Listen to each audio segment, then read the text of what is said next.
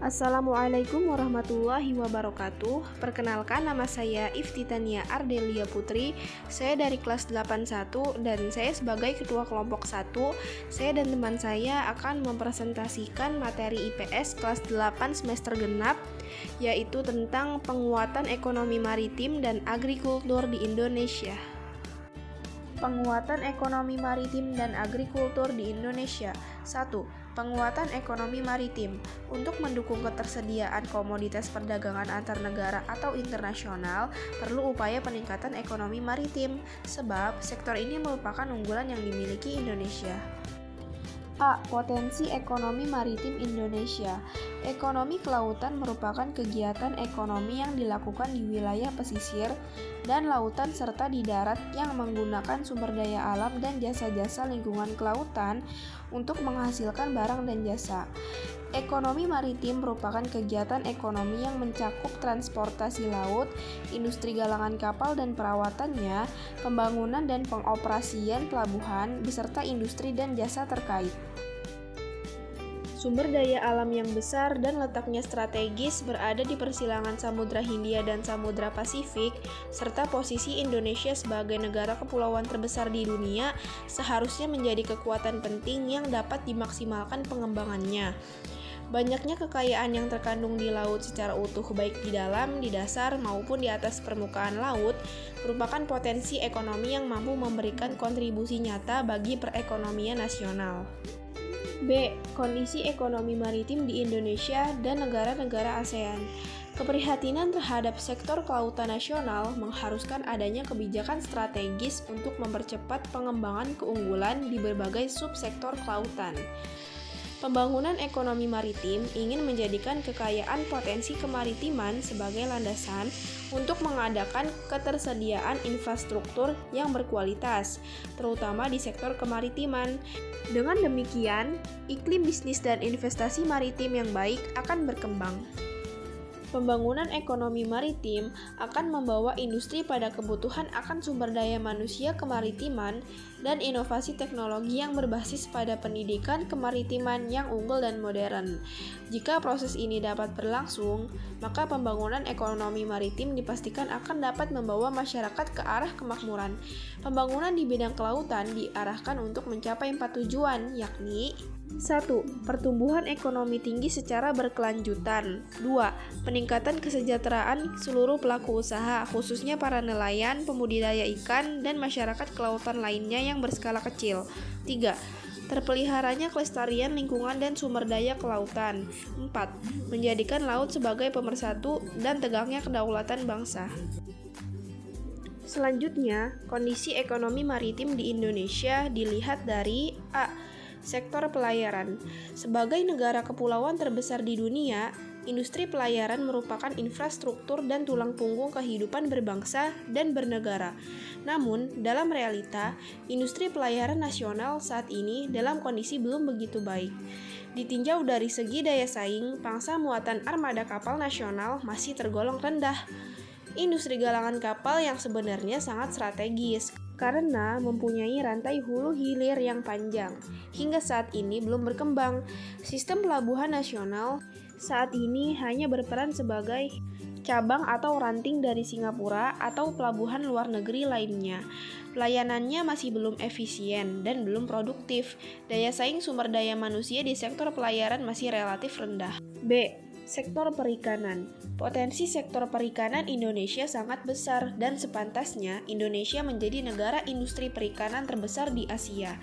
Namun demikian, kontribusi sektor perikanan terhadap pendapatan nasional masih rendah.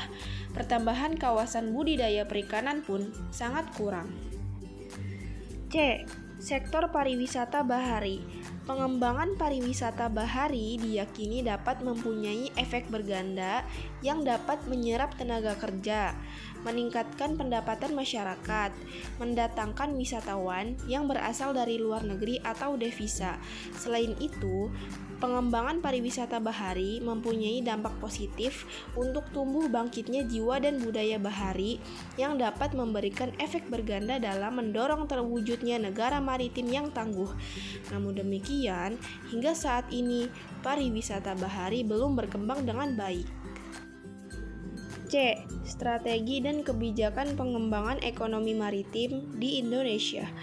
Pengembangan ekonomi maritim perlu ditingkatkan dengan harapan dapat mendorong pertumbuhan ekonomi dan peningkatan kesejahteraan rakyat Indonesia.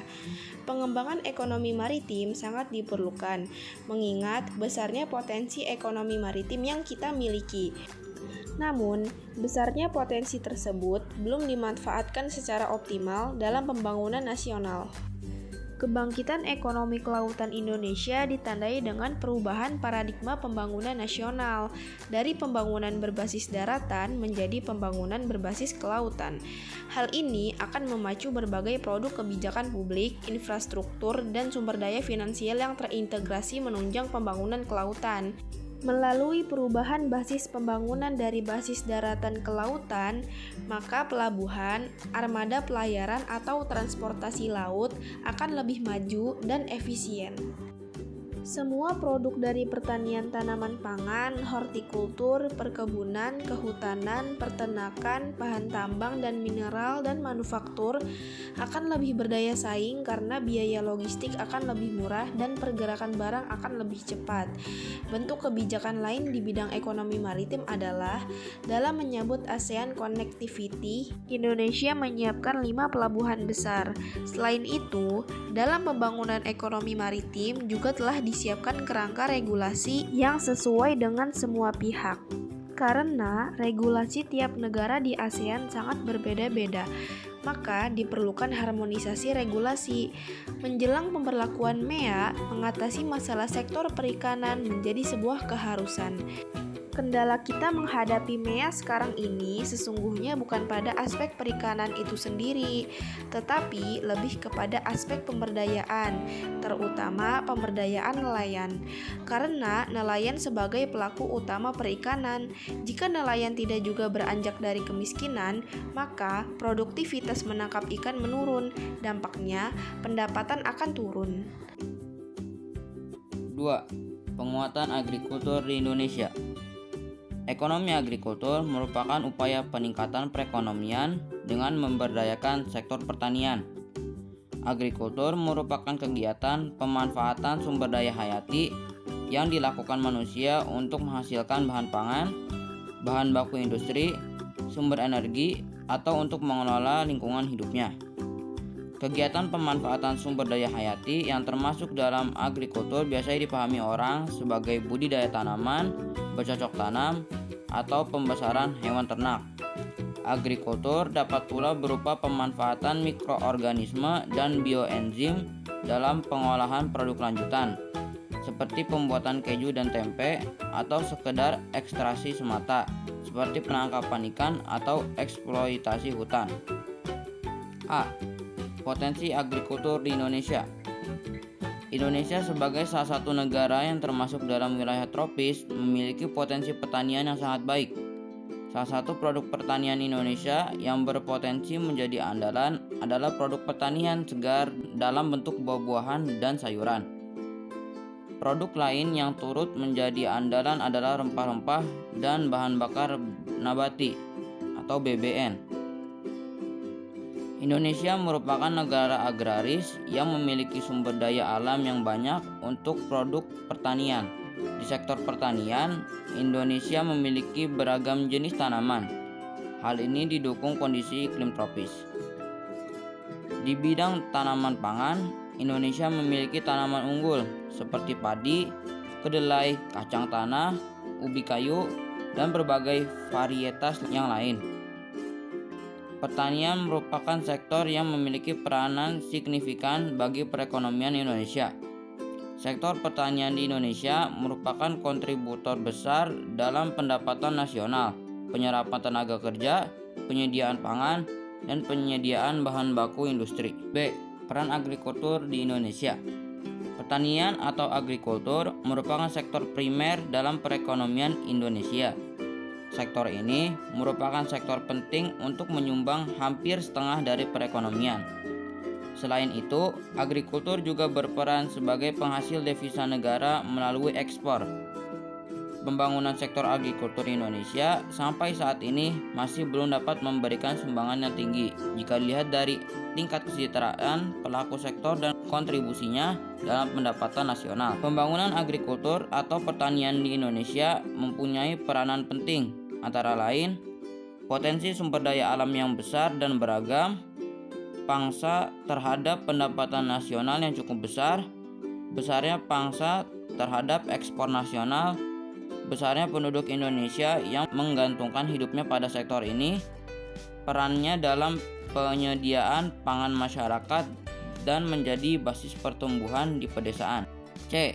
Hambatan pengembangan agrikultur di Indonesia. Pertama, skala usaha pertanian pada umumnya relatif kecil. Yang kedua, modal terbatas. Ketiga, penggunaan teknologi yang masih sederhana. Keempat, sangat dipengaruhi oleh musim. Yang kelima, pada umumnya berusaha dengan tenaga kerja keluarga. Yang keenam, akses terhadap kredit, teknologi, dan pasar rendah. Yang ketujuh, pasar hasil pertanian sebagian besar dikuasai oleh pedagang-pedagang besar sehingga akan merugikan pertanian. Yang kedelapan, alih fungsi lahan pertanian menjadi lahan non-pertanian. Yang kesembilan, kurangnya penyediaan benih yang bermutu bagi petani. Ketiga, strategi pengembangan agrikultur di Indonesia. Yang pertama, eco farming, yaitu peningkatan sistem budidaya di sektor pertanian yang ramah lingkungan dan terintegrasi dengan kearifan lokal di setiap daerah di Indonesia. Yang kedua, distribusi pupuk secara merata. Langkah yang ditempuh dalam strategi ini adalah petani diminta menjumlahkan kebutuhan pupuk untuk kebutuhan tanamnya per hektar selama 1 tahun. Dengan cara ini, pemerintah akan dapat mengetahui kebutuhan pupuk selama 1 tahun sehingga dapat menyediakan stok pupuk sesuai dengan kebutuhan petani. Yang ketiga, perbaikan irigasi. Pertanian yang berhasil tidak lepas dari baiknya sistem irigasi yang diterapkan. Oleh karena itu, pemerintah mengusahakan keterjaminan ketersediaan air untuk pertanian dengan perbaikan atau pengadaan irigasi yang baik. Strategi lain yang dapat dilakukan di sektor agrikultur atau pertanian adalah melakukan pembangunan dan perbaikan berbagai sarana pendukung sektor pertanian, serta pembukaan lahan baru sebagai tempat yang dapat membuka lapangan pekerjaan baru bagi masyarakat Indonesia.